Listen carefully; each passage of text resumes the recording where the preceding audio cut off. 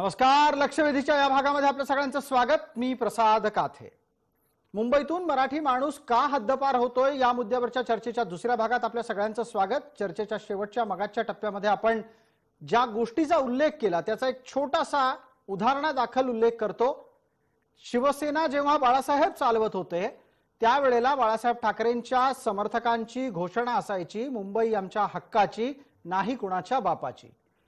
या माध्यमातून मुंबईवर मराठी माणसाचंच राज्य आहे हे बाळासाहेबांचे शिवसैनिक सांगायचे. कालांतराने शिवसेना जेव्हा उद्धव ठाकरेंच्या ताब्यात गेली तेव्हा त्यांनी मी मुंबईकर अशी घोषणा दिली आणि त्यातून मुंबई ही सगळ्यांची आहे हे सांगण्याचा प्रयत्न झाला. शिवसेनेच्या विचारसरणीत झालेला हा 360 अंशातला महत्त्वपूर्ण बदल होता. त्यामुळे मराठी माणूस पर्यायाने स्वतःचा पक्ष शोधायला आणि स्वतःच्या विचारसरणीचं संरक्षण करण्यासाठी राजकीय पाठबळ शोधायला बाहेर पडला.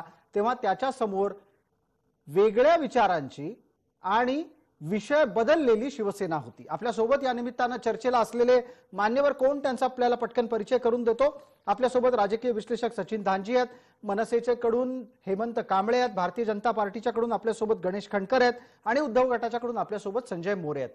पटकन सचिन धांजी, आपल्यासाठीचा प्रश्न, मुंबई आमच्या हक्काची, नाही कुणाच्या बापाची इथपासून ते मी मुंबईकर पर्यंतचा शिवसेनेचा प्रवास हा मराठी माणसासाठी घातक ठरला का? निश्चितच. म्हणजे बाळासाहेबांच्या काळात आपण मराठी माणसाच्या न्याय हक्कासाठी आपण घडणारी संघटना म्हणून पाहत होतो आणि नंतर मी मुंबईकर म्हटली होती. परप्रांतीयांना पण एक गट जो मुंबईत राहतो, मग तो कोणत्याही जाती धर्माच्या प्रांताचा कुठचाही असू द्या, तो मी मुंबईकर. त्यामुळे साहजिकच कुठेतरी ती व्याख्या बदलली गेली आणि परप्रांतीयाला सुद्धा मुंबईत राहण्याचं स्थान निश्चित झालं. राहिला मुद्दा पक्ष संघटना. जर तुम्ही शिवसेनेकडे जर थोडं पुढे जर पाहिलात तर काही महिन्यापूर्वी वर्षांपूर्वी केम शोचा एक नारा दिला गेला. मुंबई वरळीच्या ठिकाणी केम शो असे बॅनर लागले गेले, होर्डिंग लागले गेले. तर कुठे बदल गेले. आणि आज जर तुम्ही शिवसेनेचे पदाधिकारी जर तुम्ही बघायला गेलात तर शिवसेनेचे पदाधिकारी सुद्धा आता परप्रांतीय तुम्हाला दिसतात. म्हणजे मराठी माणूस पूर्णपणे त्यांचे पदाधिकारी अशातला भाग नाहीये. हा बघा, आम्ही शिवसेनेला मराठी माणसाकडे का बघतो तर कारण शिवसेना ही सातत्याने मराठी माणसाच्या न्याय हक्कासाठी लढणारी संघटना आहे. हा, भाजपकडे आम्ही का बघत नाही? कारण भाजपकडे जर तुम्ही आत्ताच्या घडीला जर तुम्ही बघितलं तर 81 पैकी 30 परप्रांतीय नगरसेवक आहे. त्यामुळे साहजिक आहे तो ह्याचे देश पातळीवरचा पक्ष आहे, त्यांच्याकडे तसं येणं स्वाभाविक आहे. मनसेकडे आम्ही मराठीची अपेक्षा करू शकतो. बाकी कोणत्या पक्षाकडे मराठीच नगरसेवक असावे, मराठी लोकप्रतिनिधी असावे अशी कधीच आम्ही अपेक्षा करू शकतो. पण शिवसेनेकडे करू शकते. पण कालांतराने शिवसेनेला आता बदलावं लागते आणि याचे परिपाक आपल्याला आता दिसून येतात. संजय मोरे, तुम्हाला या निमित्तानं एक गोष्ट लक्षात आली असेल की दर निवडणुकीमध्ये मुंबईत मराठी माणूस टिकला पाहिजे, मुंबई मराठी माणसाचीच आहे असं म्हणत असणाऱ्या शिवसेनेनं स्वतःचीच भूमिका 3 टप्प्यांवर बदलली आहे. बाळासाहेबांच्या ताब्यात असलेल्या शिवसेनेची भूमिका मराठी माणसाबद्दल वेगळी होती. उद्धव ठाकरेंच्या ताब्यात जेव्हा शिवसेना आली त्यावेळेला त्यांनी वेगळी भूमिका घेतली आणि त्यांच्या नंतरच्या पिढीत आता जेव्हा शिवसेना ताब्यात गेलेली आहे त्यांनी तर सरळ केमछो वरळी म्हटलं. मग मराठी माणसाचा तुम्हाला कळवळ आहे असं तुम्ही जर म्हणत असाल तर त्यावर मराठी माणसांनी विश्वास का ठेवायचा? एक तर मी सांगतो, आता आमच्या मित्रांनी सांगितलं मुंबईतले पदाधिकारी मराठी वगळून इतर भाषिक पण पदाधिकारी केले. मराठी पदाधिकारी आमचा आहे असा आहे. ज्या भागामध्ये इतर भाषिक वाढले त्या भागातले ती मंडळी आमच्याकडे शिवसेनेकडे येऊन आम्हाला शिवसेनेचं काम करायचंय, आमच्यावर जबाबदारी द्यावी अशी त्यांनी विनंती केली. म्हणून त्यांच्या भागामध्ये काम करण्याकरता त्यांना पदाची जबाबदारी उद्धव साहेबांनी सोपवली. आणि हे सगळं करताना मी मुंबईकर ही भूमिका ज्यावेळी निषेध केली गेली माननीय उद्धव साहेबांनी त्यावेळी शिवसेना प्रमुख हयात होते आणि त्यांच्या हयातीत असताना त्यांच्याविषयी कुठेतरी सल्ला मसलत केल्याशिवाय उद्धव साहेबांनी भूमिका जाहीर केलेली नव्हती. पण त्याचा अर्थ असा होत नाही की मी मुंबईकर मध्ये मराठी माणूस येत नाही की मराठी माणसाची भूमिका आम्ही सोडून दिली. हा परस्पर इतर पक्षाच्या लोकांनी आपली भूमिकेतनं हे विशद करतायत, शिवसेनेला कुठेतरी कोंडीत पकडण्याचा प्रयत्न करतायत, शिवसेनेपासून मराठी माणूस लांब करण्याचा प्रयत्न केला जातो. मी मुंबईकर या भूमिकेमध्ये मराठी माणूस मुंबईकर नाहीये का हा मला प्रश्न माझा आहे. त्याला उत्तर तुम्ही देऊ शकता का की मी मुंबईकर या भूमिकेमध्ये त्यात मराठी माणूस येत नाही का? हेमंत कांबळे पटकन या मुद्द्यावर हेमंत कांबळे या व्यतिरिक्त या चर्चेत अधिक उत्तम कोणी उत्तर देऊ शकेल असं मला वाटत नाही, कारण हेमंत कांबळे आपल्याला आठवत असेल मी मुंबईकरची घोषणा दिल्यानंतर त्या घोषणेला सगळ्यात पहिला सुरुंग हा कल्याणमध्ये आलेल्या परप्रांतीय परीक्षार्थींना फटकावून झाला होता. कोणी फटकावलं हे सांगण्याची महाराष्ट्राला वेगळी गरज नाही. राज ठाकरे समर्थक तेवढ्याला फटकावायला गेलेले होते. मुळात एक की ज्या मुद्द्यावरती आता संजय मोरे बोलले, मला त्यांना प्रश्न विचारायचा आहे. प्रीतीश नंदी, राजकुमार धूत, चंद्रिका केनिया, आत्ताच्या प्रियांका चतुर्वेदी, जेव्हा तुम्हाला राज्यसभेवरती खासदार पाठवायचे आहेत त्यावेळेस तुम्हाला मराठी माणसं दिसली नाहीत का? मराठी नाही मराठी एक मिनिट तुम्हाला जेव्हा आता रेल्वेच्या परीक्षा असतील किंवा इतर परीक्षा असतील त्यावेळेला गेल्या 10 वर्षातली आंदोलन विचारतोय मी तुम्हाला संजय मोरे. मी बाळासाहेबांच्या शिवसेनेला प्रश्न विचारतोय, मी उद्धव ठाकरे साहेबांच्या आणि आदित्य ठाकरेंच्या शिवसेनेला प्रश्न विचारतोय. गेल्या 10 वर्षात तुम्ही मराठी माणसाच्या हक्कासाठी की मराठी माणसाच्या अस्तित्वासाठी केलेली आंदोलनं सांगा. मोबाईलमध्ये मराठी भाषेला प्राधान्य मिळावं आंदोलन कोणी केलं? मनसेने केलं. मराठी पाट्या व्हाव्या म्हणून आंदोलन कोणी केलं? मनसेने केलं. तेव्हा तुम्ही गप्पा बसलात का? ठराविक जाती जमातींच्यासाठी इमारती बनतात, त्याच्यात तुमच्या हातामध्ये महानगरपालिका आहे, तुम्ही का त्याच्यावरती कारवाई केली? तुमच्या हातात महानगरपालिका आहे, तुमच्या हातात तुम्ही राज्यात आणि शिवसेनेकडनं तुम्ही आंदोलन शिकलात. मराठी पाट्यांचा तुम्ही काय शिकवलं? तुम्ही पेटंट घेतलेलं नाही. तुम्ही आता तुमची भूमिका बदललेली आहे. तुमचं केमचो वरली असू दे किंवा तुम्ही ठराविक याच्यासाठी उत्तर भारतीय मंच असू दे किंवा असे चालू केलेले मंच असू दे, याच्यात मराठी माणसाचं प्राधान्य कुठे गेलं? याच्यात मराठी माणसाचा उत्कर्ष कुठे साधलात तुम्ही? वरळीमध्ये गुजराती माणसाला जर हात दिली होती तर मराठी माणसाला शिवसेनेने स्थापनेपासून हात देतोय आणि मराठी माणसाला शिवसेनेचा टक्का कमी का झाला?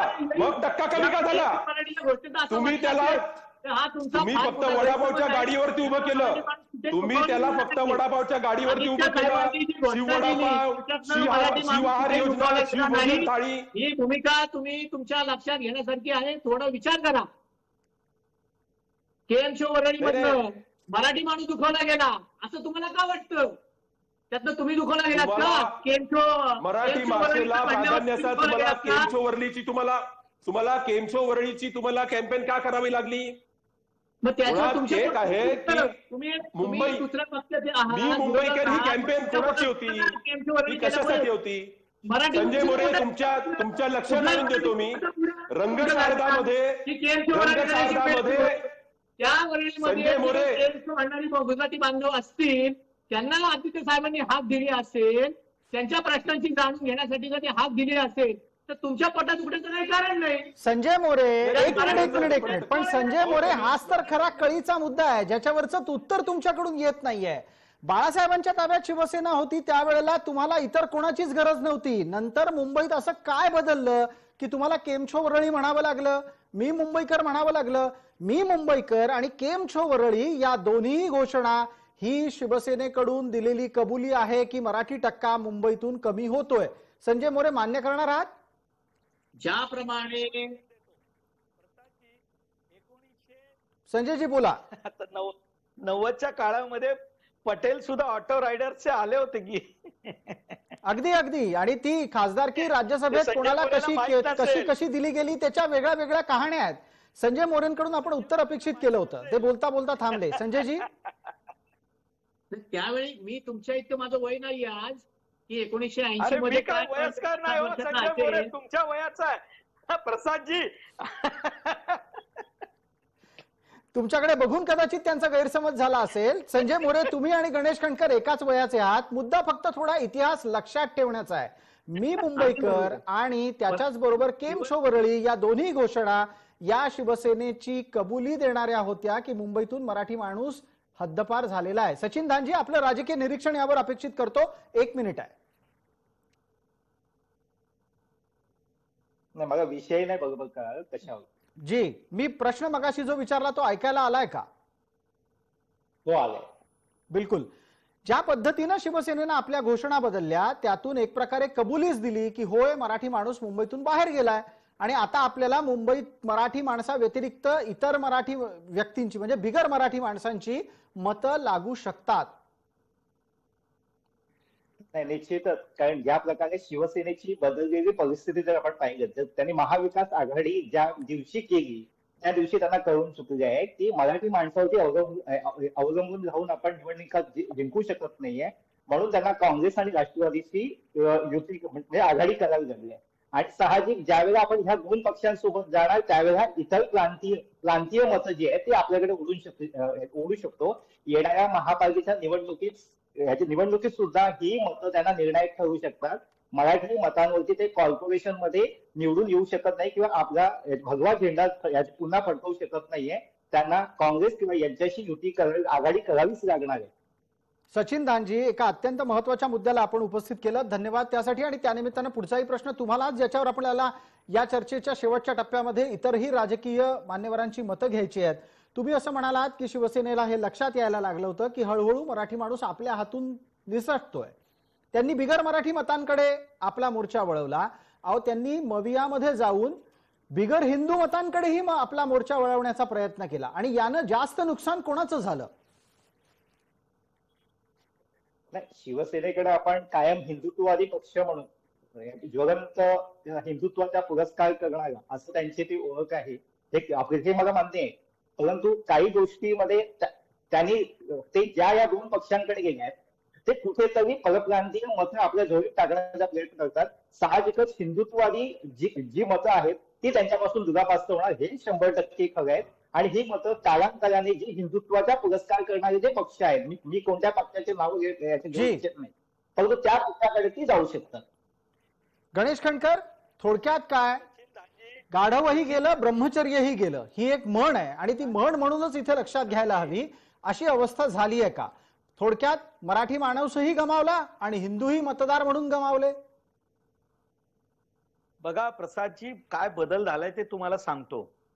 संजय मोरे, तुम्ही माझं वय मला एकदम म्हातारं करून टाकलं होतं तेवढा मी नाही आहे, पण तुम्हाला इतिहासाची एक आठवण करून देतो. ज्या शिवाजी पार्कच्या दसरा मेळाव्यात बाळासाहेबांनी पाकिस्तान जिंकल्यानंतर ज्या बेहरामपाड्यामध्ये फटाके फोडल्याचा उल्लेख केला होता त्याच बेहरामपाड्यामध्ये आज शिवसेनेचा नगरसेवक आहे. म्हणजे प्रसादजी, एक लक्षात घ्या, धारावीमध्ये आज जे नगरसेवक आहेत ते जरा नीट पहा. भारतीय जनता पक्षाला जो पराभूत करेल त्या मतदाराला आकृष्ट करण्याचा शिवसेनेनं मधल्या काळात ज्या पद्धतीनं प्रयत्न केला त्याचं हे प्रातिनिधिक उत्तर आहे. आणि म्हणून तुम्ही जे मला म्हणालात ना की हिंदुत्वाची कास पकडत असताना आम्हाला त्याच संजय राऊतांनी अयोध्येत प्रश्न विचारला होता, राम मंदिर बनाएंगे तारीख नाही बनाएंगे. आता झालं, राम मंदिर तर तयार होतंय, त्याची तारीखही जाहीर झाली. पण हे करत असताना मूळ मुद्द्याला बगल दिल्याचा काय परिणाम होतो तर केमछो वरलीचं उत्तर संजय मोरेंना देता आलं नाही. आणि मी जे आता संजय मोरे प्रश्न विचारतोय त्या बेहरामपाड्याचं उत्तर तुम्हाला देता येईल का? तर होय, तुम्हाला देता येणार नाही, कारण तो इतिहास आहे आणि आमच्या डोळ्यासमोरचा आहे. मला विषय माहिती आहेत, मी त्या सभेत होतो, मी बाळासाहेबांची भाषणं ऐकलेत म्हणून मला माहिती आहे. संजय मोरेंकडे उत्तरासाठी जाऊया. गणेश खंडकर, वेळेच्या मर्यादेमध्ये संजय मोरेंकडे उत्तरासाठी जाऊयात. संजयजी, 1 मिनिटाची संधी आहे. पटली अशा अनेक जाती धर्माच्या लोकांनी शिवसेनेबरोबर काम केलं आणि बेहरामपाड्यातल्या लोकांना शिवसेनेच्या हिंदुत्व पटलं म्हणून आज शिवसेनेचा नगरसेवक त्या ठिकाणी आहे. बाळासाहेबांनी जी भूमिका मांडली ती बेहरामपाड्यातल्या आपल्या भारतातल्या नागरिकांना पटली. ते भारतीय नागरिक होते म्हणून त्यांनी शिवसेनेचा उमेदवार त्या ठिकाणी निवडून दिला.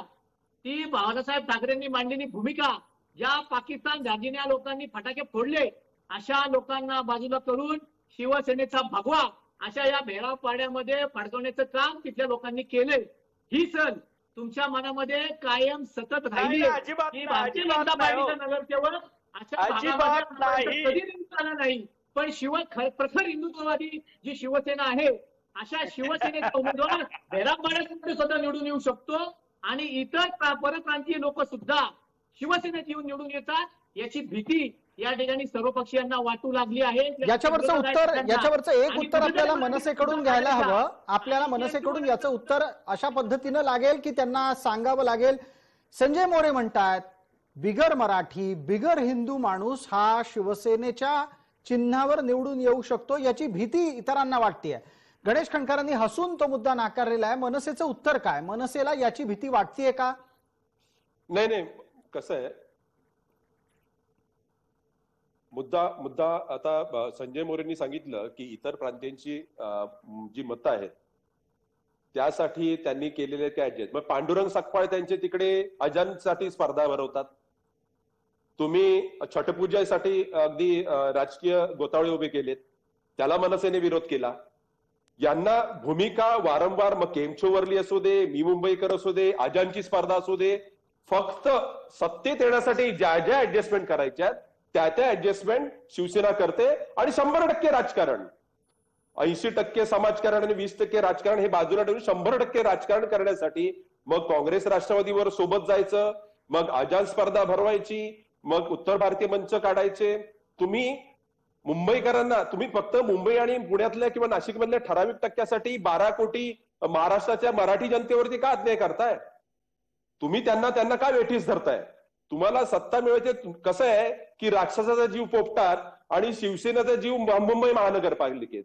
म्हणून जे काय करायचंय, जे काय त्यांच्या योजना आहेत, की ज्या काय त्यांची राजकारणाची जी काही गणित आहेत ती त्या पद्धतीने जुळवत आहेत. मला वाटतं मराठी माणूस काय, मराठी माणूस तुम्हाला त्या आणि हिंदू संदर्भात म्हणून घाबरण्याचं कारण आहे असं त्यांना वाटायला लागलेलं आहे. नाही, याच्यात आम्ही घाबरण्याचं काही कारणच नाही. त्यांनी त्यांचं राजकारण काय होतं, त्यांना हिंदुत्व म्हणून त्यांनी हिंदुत्व, प्रखर हिंदुत्ववादी म्हणजे सचिन बांजींनी उल्लेख केला की शिवसेनेची ओळख होती, आहे नाही होती. शिवसेनेची मराठी माणसाची लढणारी संघटना ही होती, ती संघटना नाही. तो आता एक महत्वाकांक्षी पक्ष झालेला आहे, राजकीय पक्ष त्याचं रूपांतर झालेलं आहे. पूर्वी शिवसैनिक होते, आता शिवसेनेचे कार्यकर्ते आहेत. ते बाळासाहेबांचे शिवसैनिक होते, आता उद्धव ठाकरेंचे कार्यकर्ते आहेत. ते पूर्णपणे महाविकास आघाडीची तत्व कशी अंगीकारायची. हेमंत कांबळे, आपण एक महत्वाचा आणखीन बदल अधोरेखित केलात. सैनिकापासून कार्यकर्ते होण्याचा हा बदल आपण अधोरेखित केला. गणेश कणकरांना या निमित्तानं काही मुद्दा जोडायचा असं दिसतंय. संजय मोरेंना त्यानंतर उत्तराची संधी आहे. प्रसादजी, बघा केवढा मोठा बदल. हा बदल काय आहे तर बाळासाहेब असताना हा बाळासाहेबांचा सन्मान होता की केवळ मराठी माणूस सोडून सुद्धा इतर सर्व हे केवळ बाळासाहेबांच्या सोबत होते. कारण बाळासाहेब उभ्या हयातीत आपल्या भूमिकेपासून कधीच मागे हटले नाही. त्या आपल्या भूमिकेवर ठाम राहिले, त्यांची विचारसरणी ठाम होती, म्हणून आजही बाळासाहेब आम्हाला वंद्य आहेत. नंतरच्या काळामध्ये केवळ सत्ता आणि सत्तेसाठी जो बदल होत गेलाय पक्षाच्या कार्यकारिणीत, पक्षाच्या विचारसरणीमध्ये, संजय मोरे मान्य करणार नाहीत कारण ते आता टीव्हीवर बसलेले आहेत. पण संजय मोरे साहेब, ज्या मुद्द्यावरती आपण आपली वाटचाल सुरू करतो ना त्यात कधी कॉम्प्रोमाइज करायचं नसतं. तुम्ही मान्य करणार नाही याचं कारण काय? एकनाथ शिंदे जोपर्यंत तुमच्याकडे होते ते मावळे होते. एका झटक्यात तुम्हाला कोणी सोडून गेलो का तो कावळा होतो. आता हा जो भला मोठा बदल आहे ना हा नसतो साहेब करायचा. कधी कधी नाही राजकारणात पटत, आम्हालाही लोक सोडून गेली म्हणून आम्ही एका दिवसामध्ये त्यांच्याविषयी आमचं मत नाही बदललं. ठीक आहे गणेश कणकर, उत्तर द्यायची संधी देऊयात. संजय मोरे यांना उत्तर देण्याची संधी देऊयात. संजयजी, 1 मिनिट आहे. भूमिकेतनं तुम्ही आता एकनाथ शिंदे साहेबांचा उल्लेख केला, त्यांच्या मागे तपास यंत्रणांचा सुळसुळाट तुम्हीच लावला. ते आमच्याकडनं सोडून का गेले हे आमच्यापेक्षा तुम्हाला जास्त माहिती आहे, त्याचा अभ्यास तुम्ही जास्त केलाय. हे महाराष्ट्रातल्या जनतेला कळू द्या. राहिला भाग शिवसेना प्रमुखांची भूमिका आजही उद्धव साहेब तेवढ्याच प्रखरतेने मांडतायत. त्याच वाटचालीवर उद्धव साहेबांची शिवसेना आणि बाळासाहेबांची शिवसेना असं तुम्ही दोन्ही वेगळे पण दाखवू नका. महाराष्ट्राची दिशाभूल करू नका. शिवसेनेबद्दल जी आम्हाला सांगितली आहे एकदा जरा स्पष्ट होऊ द्या. हे म्हणजे महाराष्ट्र नाही. संजय मोरे, तुमची शिवसेना म्हणजे महाराष्ट्र नाही. हे जरा बंद करा रामायण. तुमच्यामध्ये आपल्या भूमिकेवरती ठाम राहा तुम्ही. हो का बदलताय? तुम्हाला बोललं की महाराष्ट्राला काय महाराष्ट्राची भूमिका आहे ती महाराष्ट्राच्या लोकांना कळू द्या. आरडाओरडा केल्यामुळे तुमचं खरं होत नाही. आमच्या पक्षाची भूमिका तुम्ही ठरवलेले कोण? जे उद्धव साहेब भूमिका म्हणतायत ती पूर्ण आमची अजिबात इच्छा नाही. तुमची भूमिका तुम्हीच ठरवा. आमची अजिबात इच्छा नाही. तुमचा पक्ष तुम्हीच चालवा. आमची भूमिका आजही मांडतोय आणि आमचं हिंदुत्व मराठी माणसाला न्याय हक्कासाठी आज आम्ही रस्त्यावर उतरतोय. ती महामार्गाची निवडणूक आली म्हणून नाही, हे महाराष्ट्रातल्या तमाम मराठी माणसाला माहिती आहे. 12 कोटी जनतेला माहिती आहे. तुम्ही आकडेवारी सांगितली म्हणून त्या आकडेवारीवरनं महाराष्ट्रातील जनतेला दिशाभूल होणार नाही. प्रत्येक वेळी मध्ये तोड घालायचं. संजय मोरे, भूमिका मांडताना तुम्ही मध्ये बोलू नये. तुम्ही बोलत असताना मी मध्ये तोंड घातलं नव्हतं. ठीक आहे. संजय मोरेजी वेळेची मर्यादा आहे. जाता जाता चर्चेच्या शेवटच्या टप्प्यात एक राजकीय निरीक्षण नोंदवून घेतो. पटकन आपल्यासोबत सचिन धांजी आहेत. वेळ मर्यादेमध्ये सचिन धांजी त्या प्रश्नाचं उत्तर देतीलच अशी अपेक्षा आहे. सचिन धांजी, ज्या पद्धतीनं मराठी माणसाच्या न्याय हक्कासाठी लढणारा पक्ष म्हणून जन्माला आलेली संघटना ही टप्प्याटप्प्यानं भूमिका बदलताना दिसली, ती भूमिका बदललेली लोकांच्या गळी उतरवण्यात सुरुवातीला यशस्वी झाली, पण आता त्याचे चटके भोगतीये. यात मराठी माणूस आपल्या हक्काची भूमिका घेणारं कोणीतरी गमावलंय याची वेदना बाळगतो का? नाही, निश्चितच. म्हणजे तुम्ही जर असं म्हणाल की शिवसेना आणि मराठी माणूस हे एक घट्ट नातं आहे, त्यात आपण कोणीही म्हणजे तडजोड करू शकत नाही. पण कालांतराने ही सगळे जे काही आपलेस करण्याचे जे प्रकार चालले त्याकडे मराठी माणसाकडे दुर्लक्ष होत चाललंय की काय, असं एक प्रश्न सर्वसामान्य मराठी माणसाच्या मनामध्ये निर्माण झालाय. मग एक पुढचा प्रश्न असा सुद्धा, मग एक पुढचा प्रश्न पटकन आपल्यालाच आहे, आपण त्यावरचं राजकीय निरीक्षण 30 सेकंदात द्यावं. मग मराठी माणसांनी स्वतःसाठीचा राजकीय पर्याय शोधलाय का? निश्चित. कारण आता पर्याय उपलब्ध आहेत. कारण शिंदे गट एक तयार झाला आहे, मनसे आहे, भाजप सुद्धा आहे. भाजप म्हणजे काय, पूर्ण देशपातळीचा पक्ष म्हणून काय मराठी वोटर त्यांच्याकडे नाही याचा पण आहे. मराठी माणूस हा विखुरला गेला आहे, सगळ्याकडे आहे. त्यामुळे मराठी टाक्यावर कोणीही निवडणूक लढवू शकत नाही. पण एक आहे, निर्णायक ठरू शकते ही मतं. अगदी. सचिन धांजी, धन्यवाद. आपण या चर्चेतल्या शेवटच्या टप्प्यात निर्णायक भूमिका घेतलीत आणि थेटपणे त्यांनी हे सांगितलं की मराठी माणूस म्हणून मतांचा टक्का फक्त आपल्याकडे असेल या भ्रमात आता आजवर राहिलेल्या पक्षानं राहू नये. आपण सर्व मान्यवर चर्चेत सहभागी झालात त्याबद्दल आपले मनपूर्वक आभार. लक्षवेधीच्या या चर्चेत तुर्तास इतकंच. सर्व प्रेक्षकांना जय महाराष्ट्र.